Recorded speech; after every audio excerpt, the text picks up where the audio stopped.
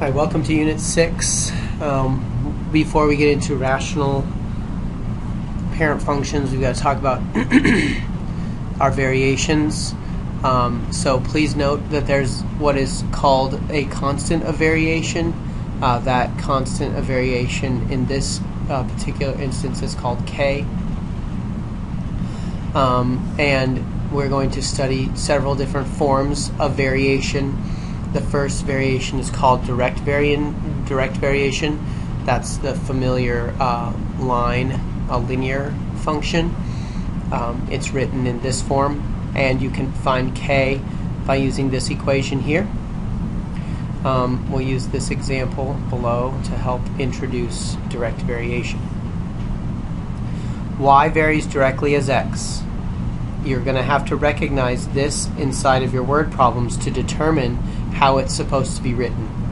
Y varies directly as x, as written like this. Y equals k times x.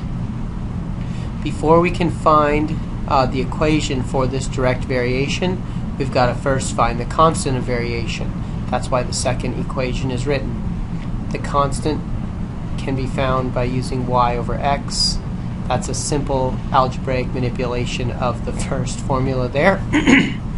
So now I get 8 over 20, which is 2/5. Now that I have my constant of variation, now I'm able to plug it into this equation here. This is not a difficult concept. It's actually something you've studied quite a bit before, we just haven't called it this. So we can go ahead and use rise over run to find the two critical values on this graph that can we use to plot it. We'll go this way first, and then we'll go this way.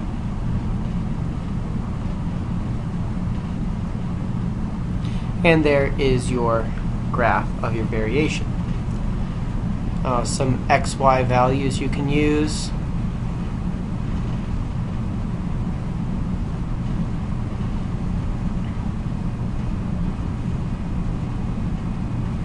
And that's all there is to it. We'll increase a little bit of difficulty as we go along here, but overall, as long as you recognize how it's going to be written, you won't have any problem solving these types of questions. Y varies directly as x, so it will be written like this. I'll be using k equals y over x to determine the constant of variation. In this case, it's 24 over 3, which is 8. And we plug it in, y equals 8x. Here's a real-life example of how direct variation can be used. So now we're going to have to use this right here. E varies directly as the cost of the item in D. So that's E varies directly as D. So that's E equals K D. In order to find the constant of variation, we'll simply write E divided by D, and we'll use this. 3.85 divided by 5. And our constant of variation is 77. So then we'll come back here, we'll plug it in, E equals 0.77 times D, and it's now asking us to find this. So in most of these problems you're going to have to solve twice. First for the constant, then you'll have to follow up by actually answering the question that has been given to you. So we have 10 equals 0.77D, divide by 0.77, and the amount in dollars is $12.99. Alright, next type of variation that we're going to study is joint variation. Joint variation can be described as this. Notice that it is direct variation, which is why it is alongside with direct variation as we study it. We'll go ahead and take a look at this. V varies jointly as the area of the base and its height. So that means V is going to equal K capital V times H. Notice the manipulation to make K equal V divided by BH. And then I can fill in all of my parts. Remember, I do not use these until I have finished finding the constant of variation with the first set of numbers. So K equals 12 pi divided by 9 pi times 4. Pi's cancel. That reduces to 3. So K equals 1/3. Volume equals 1/3. Area of the base times its height, which is constant with the way the volume of a cone is set up. Let's plug in the numbers rather than rewriting the equation. 24 pi equals 1/3 capital B times 9. 1/3 of 9 is 3, so we're going to divide both sides by 3. Divide both sides by 3. So 8 pi equals the area of the base. I can leave it in terms of pi because I've been told to do so. Next is inverse variation. Inverse variation is used when we are talking about the inverse relationships, such as when one increases, the other decreases. Density or pressure and volume is a good example of inverse variation. As pressure increases, volume will decrease.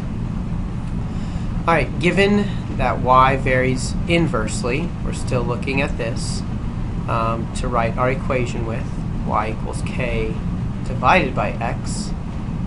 We need to find what 4 and 5 are.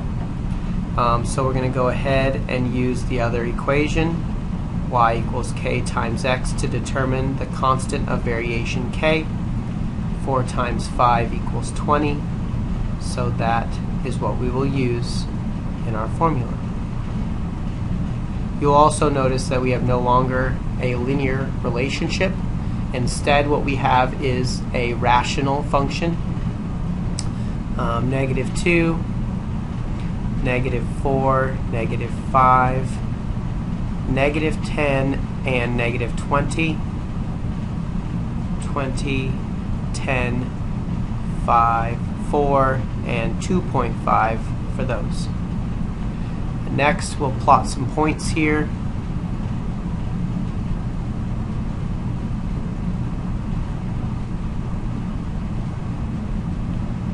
Graph it carefully.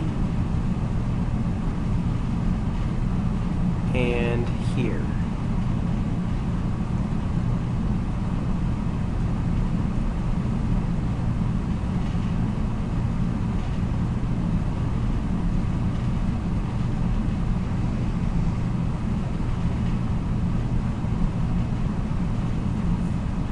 Alright, y varies inversely as x, so you have to read that through in the problem so you understand how to write your equation.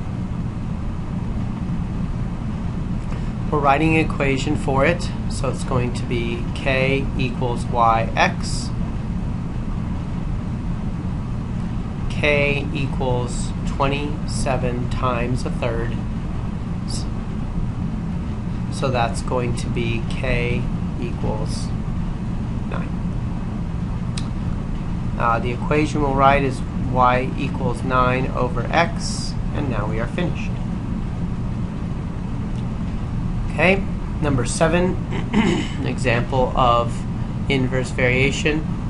The time it takes for a group of volunteers to construct a house varies inversely as the number of workers or volunteers. So there's your equation. You need to recognize that inside the word problem, and that's k divided by v. Again, we're going to use these two numbers to find our constant of variation, and then finally solve the problem after we have found our constant of variation. So k equals TV. K equals 20 times 62.5. K equals 1,250. T equals 1,250 divided by V is the equation we're going to use. 50 equals 1,250 times V. I'll go ahead and use cross multiplication to remove the V. 50 V equals 1,250 divided by 50. And the number of volunteers it will take to construct the house in 50 hours will be 25 workers.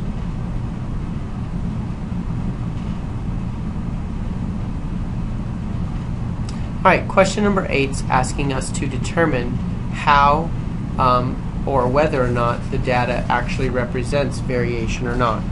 Okay?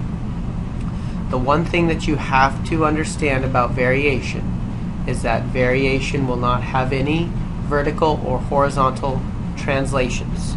That means it will always be situated about the origin, whether it's linear or rational, like in direct or inverse variation.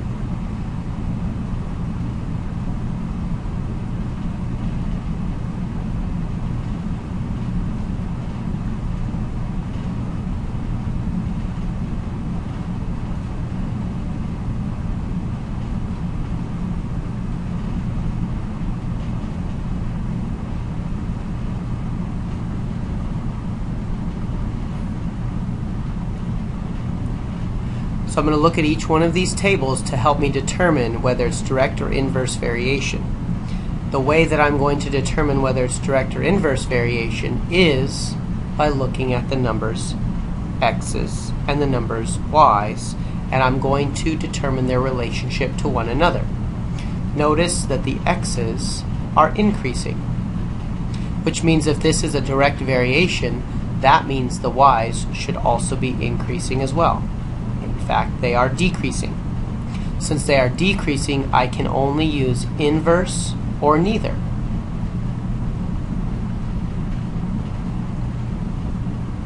The way do I tell whether or not it's inverse relationship or neither is by looking for a constant of variation. Remember, in an inverse relationship, the constant of variation k can be found by multiplying y times x. If in each one of these relationships the number is the same, then there is a constant of variation, and therefore it's an inverse relationship, not neither. As it turns out, when you multiply these together, they all equal 52. That means that your equation is 52 divided by x, making it an inverse variation relationship. In part B, I'll be doing the exact same thing. As one increases, the other increases as well, which means it can either be direct or neither.